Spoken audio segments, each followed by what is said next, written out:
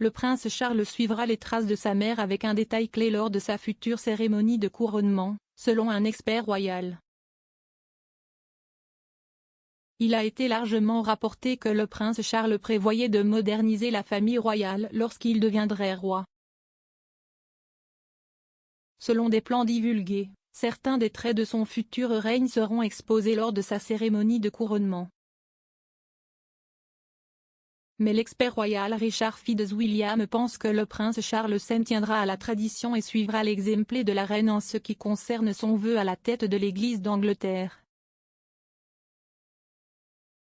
Il a déclaré à express.co.uk, quand il sera couronné, Charles choisira, à mon avis, d'être défenseur de la foi car il est gouverneur suprême de l'Église d'Angleterre, pas de la foi.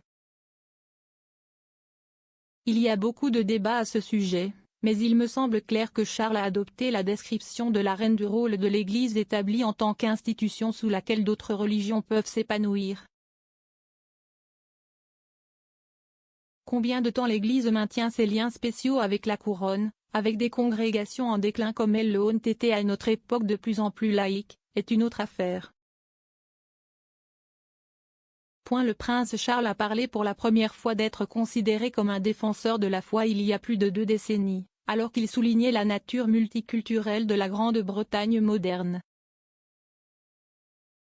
Cela a conduit à croire pendant plusieurs années que le prince de Galles changerait le vœu lors de sa cérémonie de couronnement. Cependant, en 2015, il a précisé ce qu'il voulait dire lors d'un enregistrement de The Sunday. Il a dit à Diane Louise Jordan, « J'ai dit que je préférerais être considéré comme défenseur de la foi, il y a toutes ces années, parce que, comme j'ai essayé de le décrire, je me soucie de l'inclusion des religions des autres et de leur liberté de culte dans ceux de campagne. »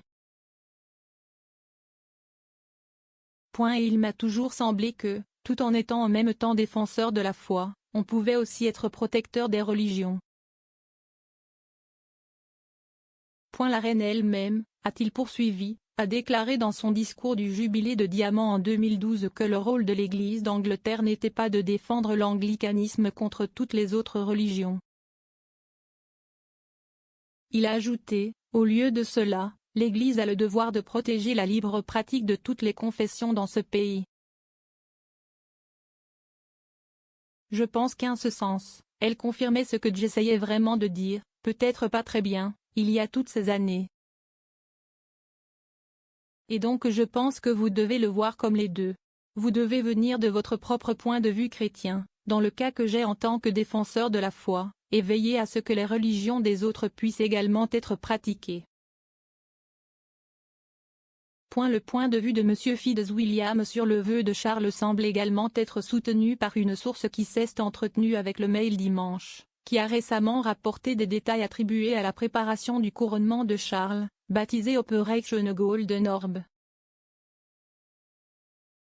Tout en reconnaissant apparemment que des discussions sur la formule à utiliser en ce qui concerne le vœu de foi ont eu lieu dans le passé, l'initié a déclaré, « Charles sera définitivement le défenseur de la foi. » Il y a eu un débat là-dessus, mais si certains points Charles était considéré comme progressiste il y a 50 ans lorsqu'il parlait de dialogue interreligieux et cela fera certainement partie de la cérémonie. Il considère le Royaume-Uni comme une communauté composée de différentes communautés et vous devez vous attendre à ce que toutes ces communautés soient représentées. Parmi les affirmations concernant le futur couronnement du prince Charles, une source a déclaré qu'il devrait être plus court, plus tôt, plus petit, moins cher par rapport à la cérémonie tenue en juin 1953 pour la reine. La famille royale simplifiée sera pleinement exposée lors de cette cérémonie, a-t-on affirmé. Et Camilla, duchesse de Cornouailles, sera couronnée reine consort aux côtés de son mari. Suite au rapport sur l'opération Golden Orb, Clarence Howe a souligné que la cérémonie de couronnement ne commencera à être planifiée qu'après la fin du règne de la reine. Un porte-parole a déclaré, « La planification détaillée d'un couronnement commence au moment de l'adhésion. » Il n'y a donc pas de plan de cette nature à ce stade.